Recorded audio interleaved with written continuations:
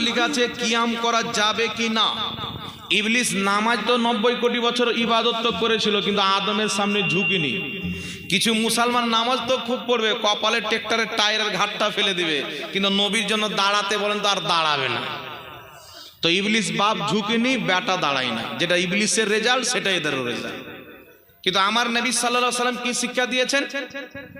আবু দাউদ শরীফের মধ্যে সহিহ হাদিস, সাহাবায়ে কেরাম বলছেন নবীর দরবারে যখন ফাতেমা আসতেন, নবী ফাতেমাকে দেখে দাঁড়িয়ে যেতেন। ফাতেমার নিকটে নবী যেতেন, নবীকে দেখে ফাতেমা দাঁড়িয়ে যেতেন, নবীর হাতকে চুমুন দিতেন। বুখারী শরীফ বাবুল কিয়ামের মধ্যে হাদিস, নবী একজন সাহাবীকে বিভিন্ন সাহাবীর নেতা বানিয়েছিলেন, সরদার।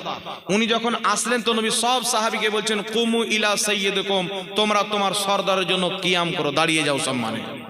ইমাম নববী আল কিয়াম লি আহলিল ফজল কিতাবের মধ্যে লিখেছেন এটা ছিল সম্মানের কিয়াম, সম্মান অর্থে কিয়াম করা জায়েজ আছে, বলেন সুবহানাল্লাহ।